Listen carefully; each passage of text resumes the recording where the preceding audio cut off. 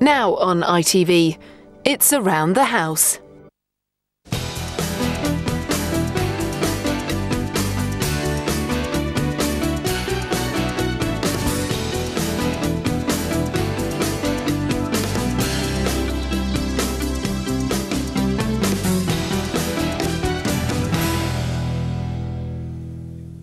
Good evening and welcome to Around the House. Coming up on tonight's programme, how many is too many? UKIP's dropped its immigration target while the Tories keep breaking theirs. But what's all the debate about when hardly any newcomers head north?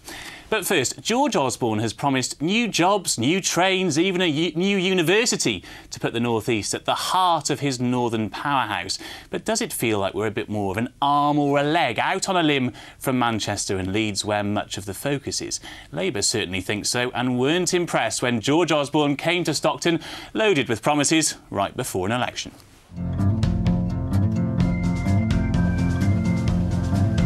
As Chancellor, you have to take an interest in everything Britain makes, no matter what it is. But on this visit, George Osborne had assembled a little something of his own, his favourite product, a long-term economic plan. This one all about the North East.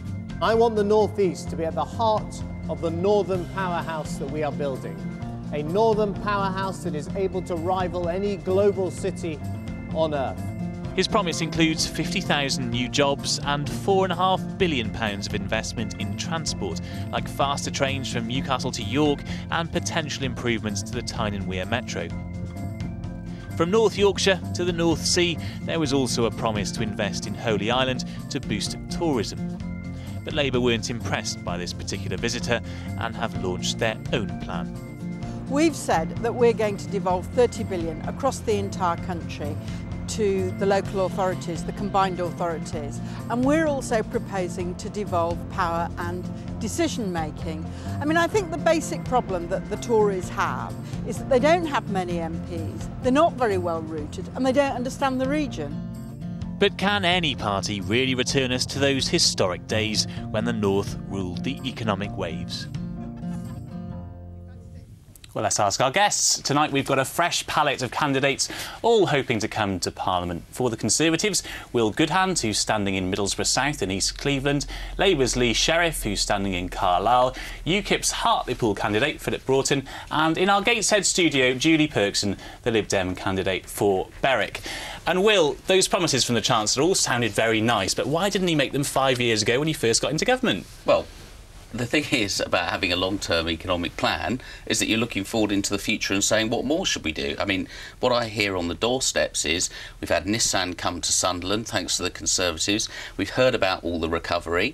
We have people saying, what did Labour do for us in the decades where they had all the big beasts, David Miliband, they had Tony Blair up there, they had Peter Mandelson in Hartlepool. All right, what did they do but for come the on, North 9 East? weeks before an election, it sounds a bit cynical, doesn't it, to come up and suddenly say, do you know what, we're going to revolutionise the North East. But steady on, because actually what you've seen is that the North East has consistently been, if not one of the very fastest growing areas of the country for quite some time now through the economic recovery from because a low of the base. decisions that we've been making. Has been the highest in the UK throughout this government. Well, so the question is, when Labour's Great Recession set in, what kind of a situation had they put in place in terms of making sure the North East was resilient to the global slowdown? Well, as you say, the answer was almost nothing because it got hit so hard. So the plan here is to put a proper plan in place so that doesn't happen again.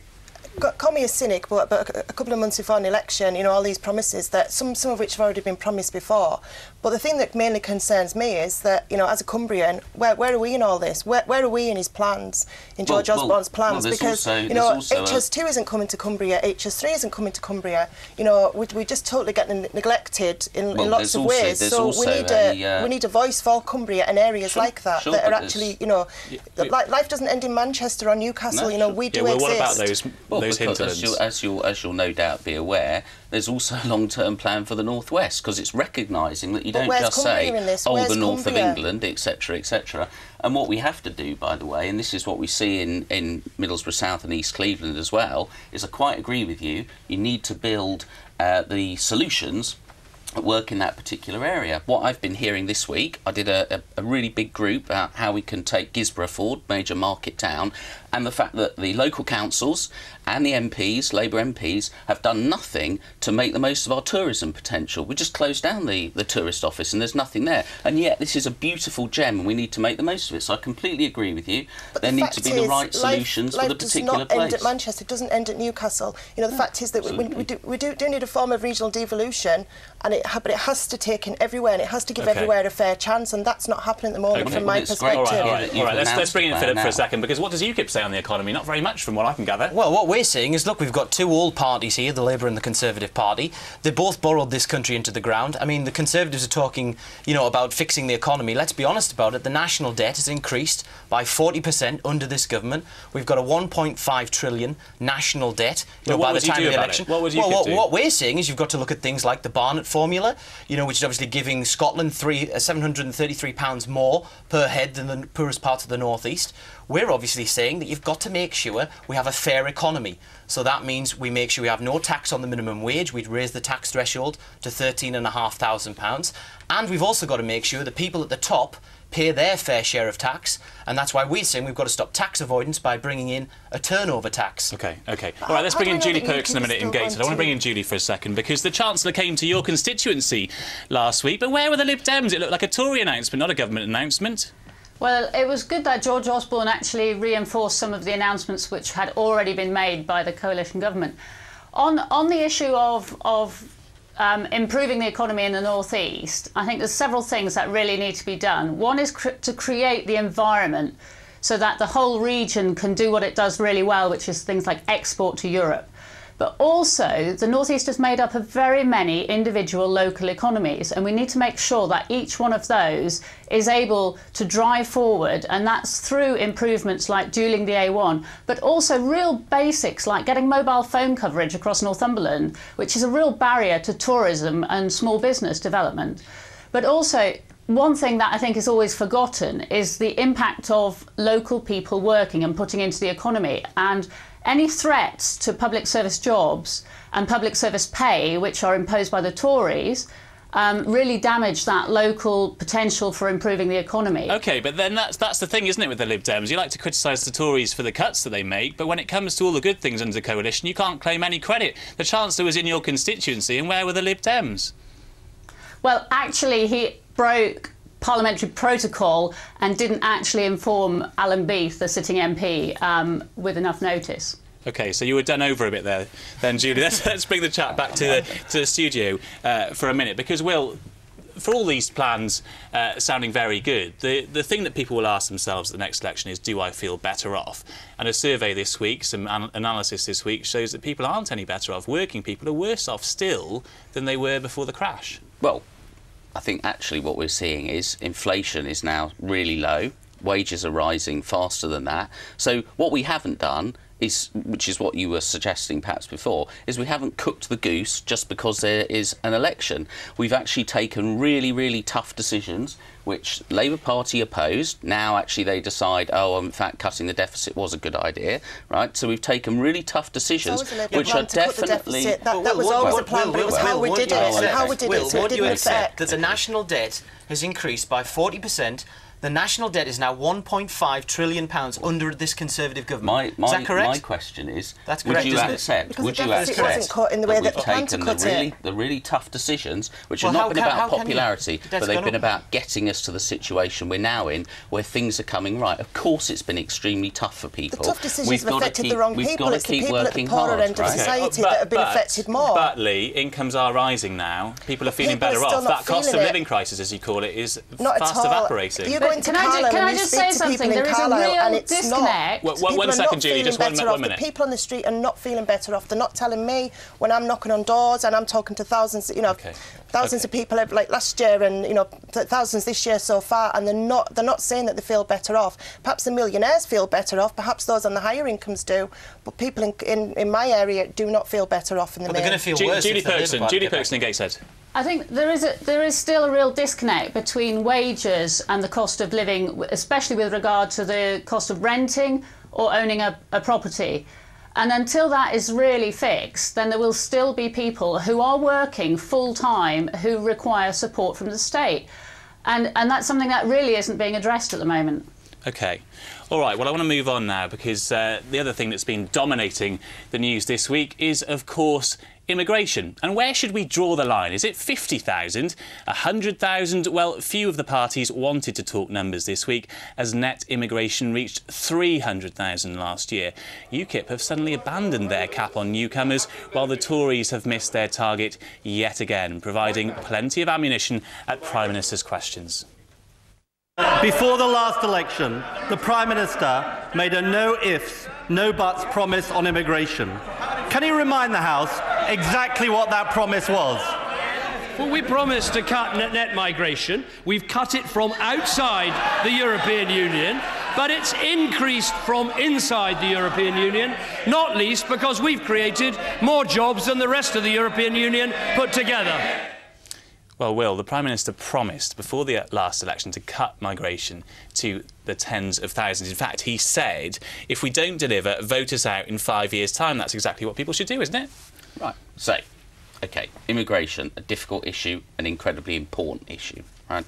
But the question is, have we been doing the right things? That is the question voters will ask themselves. I'll give you a number, 800 bogus colleges that under the last government people were saying, oh yes, I'm a student. They might not even frankly have been able to say it in English, but they were saying, yes, I'm a student and I'm coming here to study. We've closed down the bogus colleges. We've clamped down on sham marriages that have been used as a way for people to come in. Now, of course, there is so much more work to be done. I think people do realise that these are really tough, big issues. We're making sure that we count, and this is so we have accurate numbers, which we can now discuss. We're making sure that we count when people leave as well as when they come in. So we have done so much to tighten up. Yes, of course, there's more we need to do, and we need to play hardball with the EU about it as well. On that point, Philip, it is difficult, isn't it? Because UKIP have found that out for themselves. You've dropped your immigration target because you know it's unrealistic. What we're saying is, look, you've got Labour who, under Labour, it was 252,000 immigration. Under the Conservatives, it's 298,000. Nearly 300,000 people came into the country in the last year. That's far too many people coming into the country. What we're seeing in UKIP is a very, very clear direction of travel, which is that it's got to be between 20 and 50,000 people coming into the country. We've got to have that Australian points-based system, treats everyone the same, everyone fairly, everyone equally, judges everybody by their own individual skills and talents. 20 to 50,000, there is a target. We want to bring immigration back to a sane level. It got out of control. What is a sane level? It got out of... No, we can't. It got out of control under Labour. It was 252,000. It was out of control now under the Conservatives. We are saying we've got to get immigration levels back to a sane level of between 20 and 50,000 with the Australian points-based system. That's a very clear, controlled immigration, unlike Labour and unlike the Conservatives. And Labour's record lead. This is absolutely not full of rhetoric at all. It's about controlling immigration. Saying one thing one day, and then a few days later, this policy suddenly evolved. Well, I'll take no lectures on immigration. I'll take no lectures on immigration from a party that said they were sending out search parties to find people to come to this country. That was Peter Lee Sheriff. We have to talk about immigration, but we have to talk about it in a sensible way. We have to, without fear, without sort of, trying to be divisive. Trying to be divisive in this, in our society. I'm happy that we live in a society where we are tolerant, where we do allow, people come here, but people also leave as well. So if you start putting targets on who comes in, you've also got targets on who goes as well, because other countries aren't going to say, numbers. That everyone just come over here. Let's hold it for a second, because Julie and Gateshead. It's about numbers. The Lib Dems are on about 5% at the moment. Isn't that partly because you're so wildly in favour of immigration, you're seen as out of touch with people? I think what we really need is a sensible approach to immigration and our border controls. We do not have an effective system of seeing who's coming in and out of the country. And until we have that, there's not a lot we can do, and so these targets and things are quite meaningless. But people like targets because it looks as though the parties are being tough on immigration, whereas the Lib Dems are completely out of touch. 75% of people say immigration is too high. What are you doing about it? Well, it is important to clamp down on all of those scams that were rife in terms of colleges and fake visas and people sitting tests when they weren't actually the person who was applying for the visa. Things like that are being really cut down. Now, one thing that also, it was just mentioned there, is not being talked about is the whole question of people working overseas. The whole Auf Wiedersehen pet is a reality for many people. People do work from the northeast, from the whole of the UK, in different countries, and that would be very much at jeopardy if UKIP and the Tories get their way. OK, and this is the point I wanted to take to Phillip Broughton, because London has loads of immigration. UKIP barely poll here. The North has hardly any immigration whatsoever, and you do quite well. Are you overinflating the issue of immigration in the North? Absolutely not. It's not based on fear at all. What this is about, it's not about race, it's about numbers. We cannot, as a country... Where are the numbers in the North? We cannot, as a country, sustain 300,000 people coming to the country. That puts pressure on schools, How many of them come north, then? Housing, How many of them come to the hospitals northeast? and jobs. And the point is, Labour have failed on immigration, the Conservatives have failed on immigration. Only UKIP will bring in a controlled immigration system, like Australia. Lee, I've been very clear. Listen, I've been very clear, and so's the party. We are saying we want to bring immigration back to a sensible level of 20 to 50,000 people. You know, it was chaotic under Labour and it's chaotic under the Conservatives. Only UKIP will provide controlled immigration. But come on this point of the North, there are very few immigrants in the North East. We have the lowest level of immigration of any region in the country. Why should we be talking about immigration? Well, let me tell you, when I'm knocking on doors in Hartlepool, one of the big issues that everybody raised with me is immigration, and it is important that we do deal with immigration. We've got to have control. It's about numbers. Okay. No, I want to bring in Will here. I want to bring in Will here because it's part of the issue here that the Conservatives and the other mainstream parties ignored immigration for so long that it became this huge issue. Well, hold on. So Labour were in power for 13 years, so it was during that time that it was ignored, because it was very under control in the 1990s. Right. But I would make a point, because you're asking about why is it such a hot issue in the North East. A lot of it is around making sure that our young people have opportunities to develop their lives, to get jobs and so on. And so I think that's why, one of the key reasons why it's so hot an issue.